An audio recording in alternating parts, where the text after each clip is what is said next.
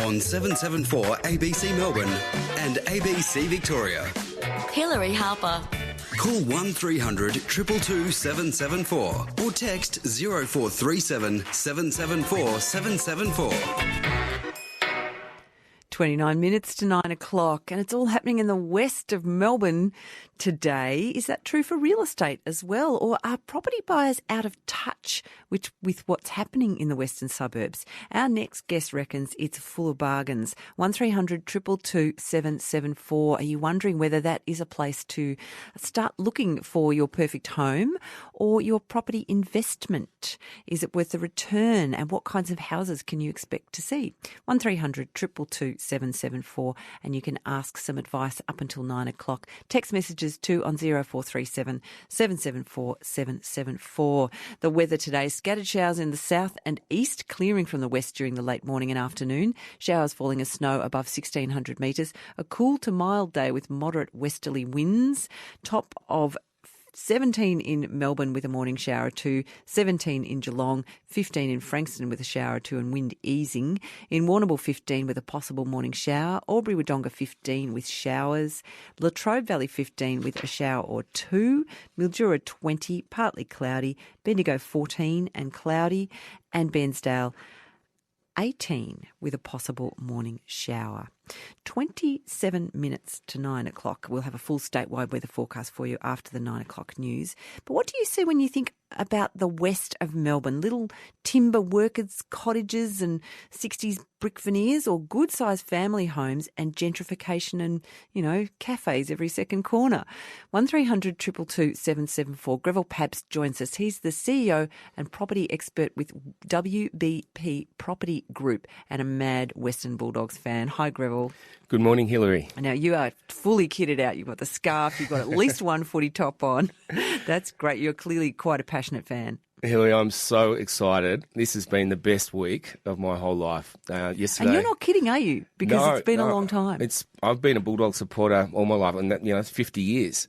So I've never, ever seen my side just make a grand final. It's such a thrill for me, and I don't know what I'll do today. It's going to be a very emotional day, one way or another. Well, and you were having a conversation with your wife last week. Tell us how that went. Yeah, we were walking the dog, and I said to my wife, I may very well, never ever, see the doggies, make a grand final or win a grand final. It's a reality because it's like 62 years since we last did it. So today, I'm feeling really good, and I'm as I said, I'm so excited for the boys. And how are your teenagers feeling about that? Well, you know what? We went to the grand final parade yesterday, and we had lunch, and we were talking, and they're 17 and 19 teenagers, and they don't get it. They just think that this is normal. They don't realise that I've waited all my life for this, and they might not see another one. So we've got to get in and embrace it now. Exactly. Are you going to the game today? Yeah, we are. We were fortunate enough the whole four of us got tickets, so we're going. I think it'll be clear to your sons after this what is going on for you. Yeah, definitely. Well, all the best to you, Greville, and obviously everyone associated with the Bulldogs. But let's focus on the West today. How accurate are buyers' ideas about the west of Melbourne? Well, the western suburbs has changed, particularly inner suburbs. I grew up there and spent 20 years living in West Footscray, and the change out there is incredible. And you really can find value out in the western suburbs compared to the rest of the Melbourne. We have a median house price now of $752,000, and it's becoming unaffordable. If we look to the east, the inner east, we look to the inner Bayside, where median house prices are about $1.3 million for a 2-bedroom cottage. But in the west, this is where we're starting, to take clients and start. We're finding value there. Like for example, in West Footscray, median house price there is around $750,000. So it's pretty much on the median house price. You're like 6 kilometres from the CBD. You have great infrastructure, and you have what we refer to some of the attributes that drive value. And I think that's the important thing when you do go out to the west, because there are some compromises out there. You need to be very careful about industry. You need to be very careful about main roads and traffic, because the western suburbs, do have carry a lot of freight, trucks and so forth. So you need to be aware of those things. And so there are some simple rules when you are buying in the west to keep to those rules, which I've spoken about previously. And we should be clear too that there's always going to be different things that you look for when you're buying a home than when you're buying an investment property, aren't there? How well suited is the west to each of those aims? Well, it really is. I think it ticks both boxes, and it is an affordable option. Like for example, even in Glenroy, you can buy a house in Glenroy for $650,000. It's like 10 kilometres from the city. You can get on the freeway, the airport. You have a great village and shops there and railway station. It's an affordable option. People don't need to go way out to the outskirts of Melbourne to buy a house. And I think that also ticks the box in terms of capital growth, because I think some of those forgotten inner and middle western and northern suburbs are going to perform quite well. We're going to see growth, I believe, is going to continue, particularly for houses, and that's because we have an acute shortage of houses and listings. Agents are really struggling at the moment. Their listings are down 30 to 40% on previous years. So, and I think that it's a sort of a structural change. What's happening in our marketplace is that, we used to turn over our houses every 8 to 10 years, but nowadays, that people aren't selling 10 to 15 years because the children are staying at home longer. And so I think this is a structural change. We're not going to see as much volume come onto the market. And with interest rates, you can borrow money at 3.5% these days. It is much cheaper to spend $200,000, $300,000, $400,000, $500,000 on a renovation at 3.5%, $10,000 to $15,000 in interest, as opposed to transacting a house, and it's like $150,000 in charges and stamp duties, etc. So many people are doing that. They're deciding to stay and renovate rather than trade up. There's also that fear that they'll sell them, they'll get a good price, but then there's a fear that they can't buy back into the market. So the western suburbs, I believe, does create some good value, but you need to stick to some of the basic fundamentals. 1300 222 774. What kind of value can you find in Footscray and beyond? And is it worth the return if you are looking in an investment setup? Greville Pabst is the CEO and property expert with WBP Property Group, and he can answer your calls on that line until 9 o'clock. 1300 222 774. Text messages to 0437 774 774. So what kind of housing do you find in the western suburbs? Because I guess if you're looking for particular kinds of accommodation that you think can only be found in the south and the east, you might want to have your eyes opened a little. Look, there's some great examples of period little workers' cottages in Footscray. There's some great little single-fronted Victorian era cottages. There's some great little cottages, high-set terraces in Flemington and Kensington. And my observation in Flemington and Kensington is that we've noticed that houses have gone up about $100,000 in the last 6 months. That's incredible growth. Well, I was wondering if Footscray and Flemington and Kensington kind of over already. You can't grab a bargain there anymore. Well, we bought a property for a client a couple of weeks ago in Church Street, West Footscray, with only a short drop punt from where I grew up, and we fought off 6 bidders and ended up paying $915,000 in Church Street, West Footscray, for a house. It's incredible, the growth, but I think affordability is really driving this, and so home buyers are forced to try and buy something under $1 million, and so they can't go really inner east, inner south. But in a west, you can still find value under $1 million, and that's really the sweet spot. 1300 222 774. Have you got a question about the west? Where is best to look for particular kinds of accommodation, and where you might get a good return if you're thinking of investing? 1300 222 774. Now, the gentrification issue is interesting, isn't it? Because it does tend to raise property prices, but it also has drawbacks if people are looking for good value accommodation. How far has that tide reached out into the western suburbs? Look, particularly in the inner west, and I speak of Spotswood, Seddon, Yarraville, Kingsville, West Footscray, the amount of gentrification that is going on is incredible. We have people coming in, doing a renovation, and it's absolutely, accommodation is fantastic. And the areas that I've mentioned, tick the boxes in terms of they have some fantastic villages. Like I mentioned Kensington before. That Bel Air village in the corner of Macaulay Road and Bel Air Street. Great quirky bookshops and coffee. The same in Yarraville. Anderson Street Village. You have the railway station there. All of those areas have some great lifestyle attributes, which is, lifestyle is now one of the key things that drive property value. So, when you are selecting property to buy in those western suburbs, make sure that you can try and, maybe walk. It's a short walk to those lifestyle attributes, because they're some of the things that will drive value into the future. 1300 222 774. If you would like to just chat to Greville about any property question, where are good places to look around Melbourne or Victoria, and what kinds of issues are confronting buyers in the market today? 1300 222 774. Perhaps you're wondering where best to place your bucks, because it's a big decision, isn't it?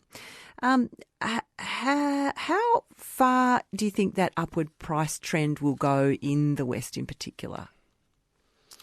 Well, look, there's still some room for people to catch up. Look, if you look at, say, on the other side, you look at Inner Bay side, you look at Albert Park, Middle Park. I went to an auction in Richardson Street, about a month ago. It was an unrenovated 3-bedroom, single-fronted brick terrace, unrenovated, that went for $2 million. Now, West Footscray Yarraville is virtually, almost the same distance, but west. And, sure, Yarraville, you're going to pay $900 to $1 million. But there's still some scope, because people simply can't these days afford $2 million and then have to spend money on renovation. So I think it has got room to move, and I think it's in many cases it is still undervalued, because you have all of those things that we know that drives value. We have the continuity of an architectural style. So when you're buying into a street, it's really important that there is that continuity of a style. The other things that are really important, as I mentioned, is the village, is the transport. And the proximity to the CBD, that's something I think is really important, which some of those inner western suburbs, are so well located. You can stand in Pilgrim Street in Footscray and you can see this unbelievable view of the CBD. You get that in some places in Northcote and Coburg too, don't you? It's just completely unexpected little hills. Yeah, but look, you look at, even we go north to the suburb you just mentioned, the median house price in Northcote's like $1.2 million.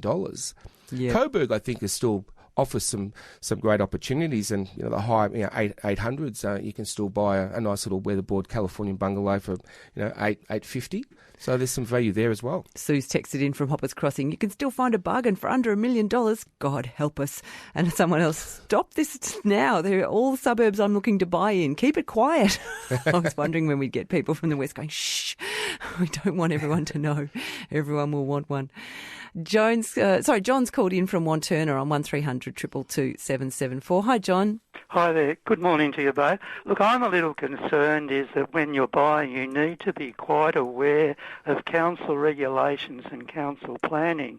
Being out in the eastern suburbs, you're often faced when you're buying land that you have overlays which can affect your land.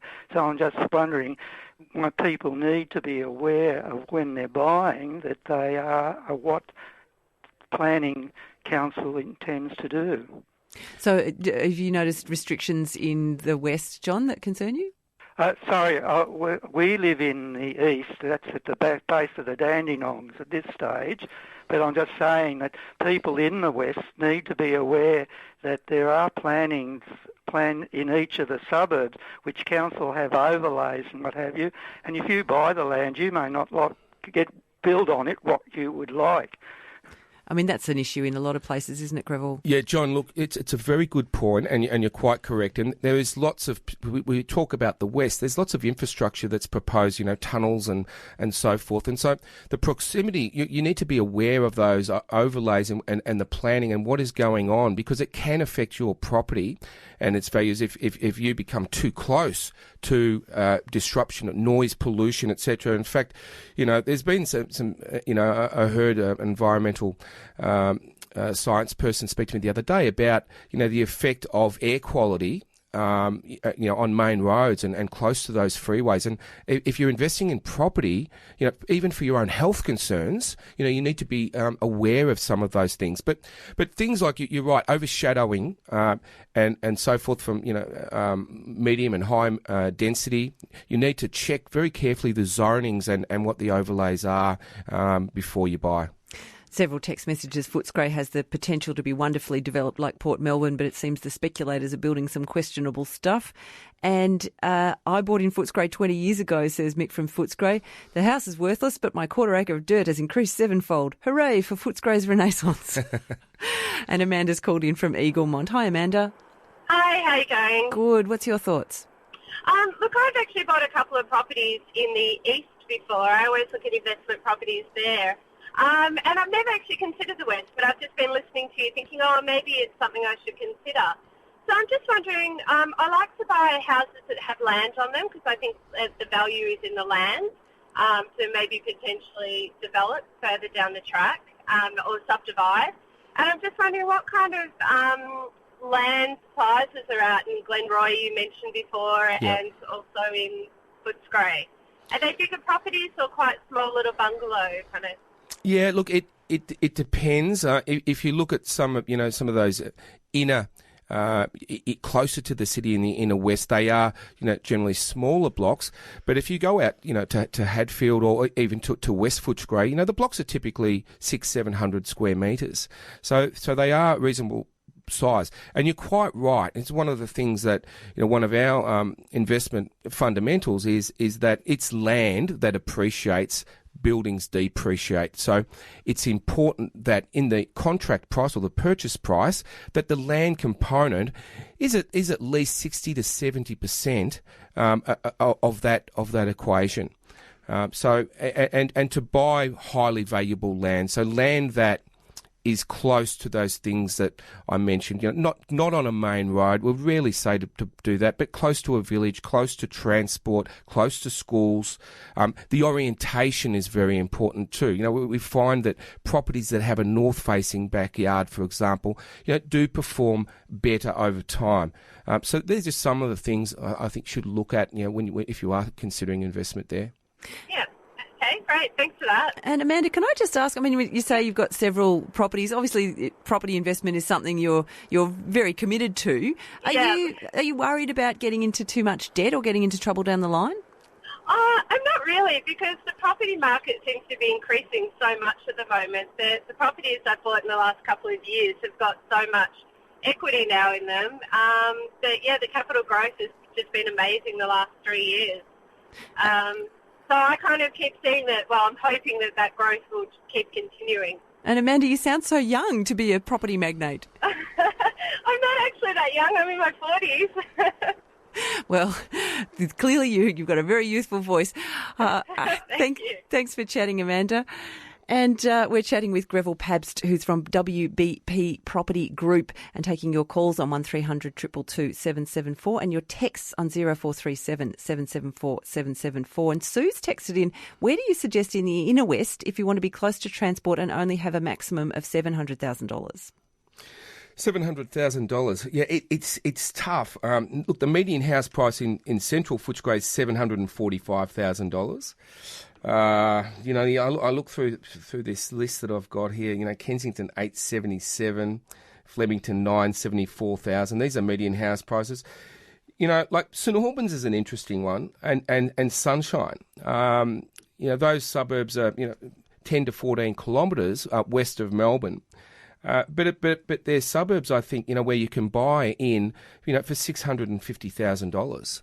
And so I think that potentially, it could actually grow, because I think affordability is going to drive this more than anything else. If you want a house and you want it within a certain proximity of the CBD, I mean, they're available now. Lots of texts on this topic. Anna says Nidri and Airport West are affordable and have great schools for kids. Big ups for Sunshine. Bill says Matthews Hill in Sunshine is amazingly good. Large land size and now bringing 1 million plus on some properties. And Sam says, I'm listening to this person and he's out of touch. What are his comparatives? Does he sell property in Footscray? Sunshine is a very diverse historical area, which is already out of reach. So I guess there's different perspectives there, aren't there, Greville? And just to clarify for our listeners, you kind of work on both sides of the property equation, don't you? My training is I've been a property valuer for 30 years, so I'm independent. I don't sell real estate, so we value real estate and we select investment property and homes for people that are looking to buy real estate. So we're a buyer's agent as well. So we don't sell real estate. And Greville could take your calls through to 9 o'clock, and more of that in a second. It's 9 minutes to 9. Today, The Dogs are going to the grand final. the wait is over. The hard way can't stop the Sydney Swans. Who'll take home the flag in 2016? It's the Bulldogs against the Swans in the 2016 grand final. How will the story end? Join Jared Waitley, Clint Wilden and the Grandstand AFL team for the 2016 AFL Grand Final. Grandstand AFL. It's the Bulldogs and the Swans on 774 ABC Melbourne. Hilary Harper. On 774 ABC Melbourne and ABC Victoria. 8 minutes to 9, and Greville Pabst taking your calls through to the 9 o'clock news. Daniel's on the line near Ballarat. Hi, Daniel. Yeah, g'day. What are your thoughts? Well, I've got a property outside of Ballarat, about half an hour outside of Ballarat, and we've had it for about 5 years, and in that time it hasn't appreciated at all. So my question was, do I cut my losses and sell it, or do I hang on to it and hope for the best? Hi, Daniel. Look, once again, regional Victoria, with its Ballarat or Bendigo or Geelong, the same rules really apply. And so, great lifestyle in those regional centres. But, once again, just you need to be, I think, in terms to get investment performance out of that property, you need to be close to the action. So you need to be closer to the centre where you can walk to those lifestyle attributes and transport, etc. So, look, without knowing your full circumstances, I know that regional Victoria, in terms of long-term history of property growth, and I'm talking over a 20, 30-year horizon, it has not performed as well as buying an investment property closer to the big village or Melbourne, as I call it. So, and in fact, the performance has been, I think the long-term median house price growth for Ballarat Bendigo is around 5%. Where you compare that to Melbourne, Melbourne is much higher. Thanks, Daniel. Christine says, Christine's asking, do you think the new ferry between Port Darlington and Melbourne will improve prices on the Bellarine Peninsula? Bellarine Peninsula. Look, the Bellarine Peninsula. Look, it's a great part of Victoria, but it really is more of a lifestyle choice than an investment decision. And I know many people that have, and I'm one of them, have bought holiday homes on the Bellarine Peninsula and both peninsulas for that matter. They're great lifestyle attributes, but they don't tend to perform as well as an investment. They're great places to live, but I think we need to make that distinction between owner-occupation, lifestyle, and investment. They are two different things that you need to separate. George has called in from Ringwood. Hello, George. Hello. Hi. You wanted to make a point about living in the West. I'd like your thoughts. Both Holden and Toyota are closing next year, and they're out the west direction, north and southwest. Any impact perceived on the prices of houses in the areas with those closures?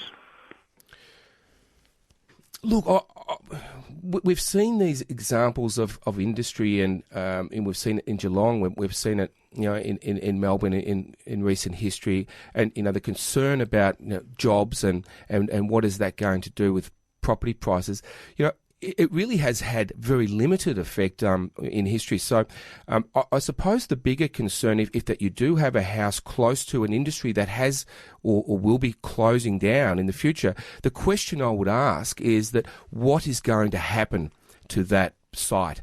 Is it going to be redeveloped into high-density residential or medium-density housing?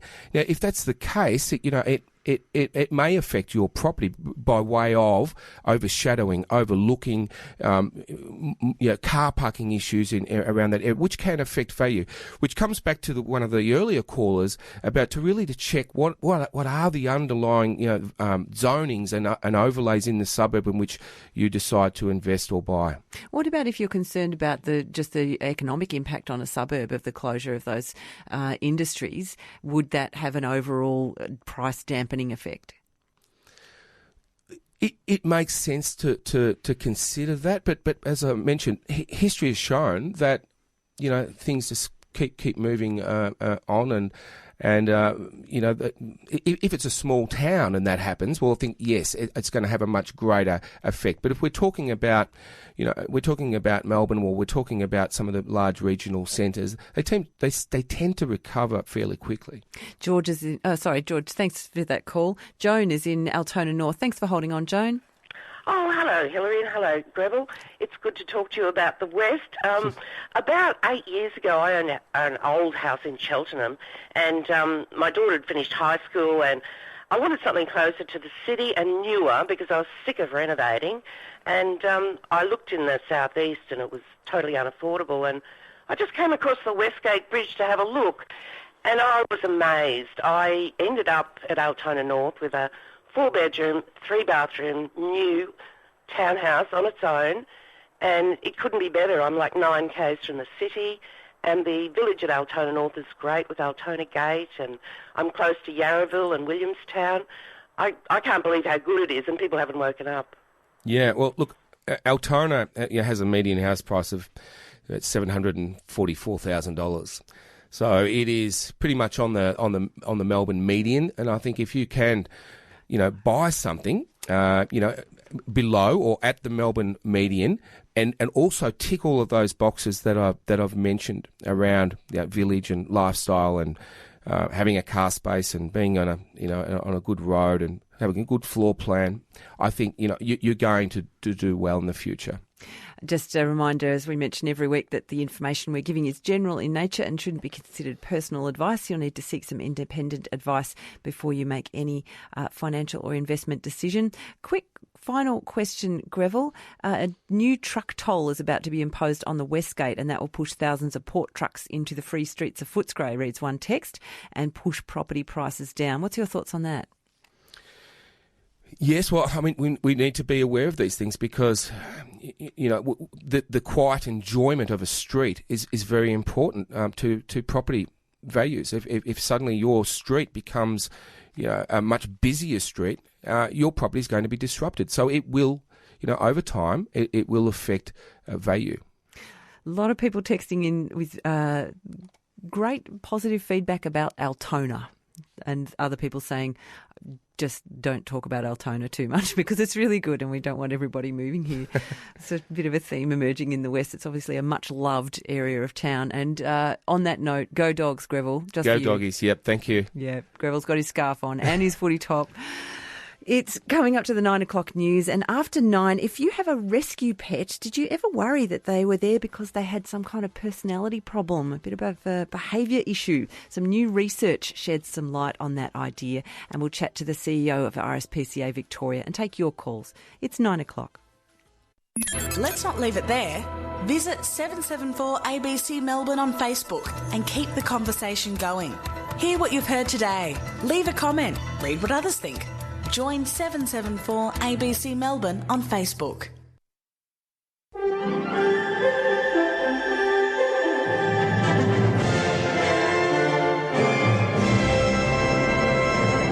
Good morning, Stephanie Anderson with ABC News.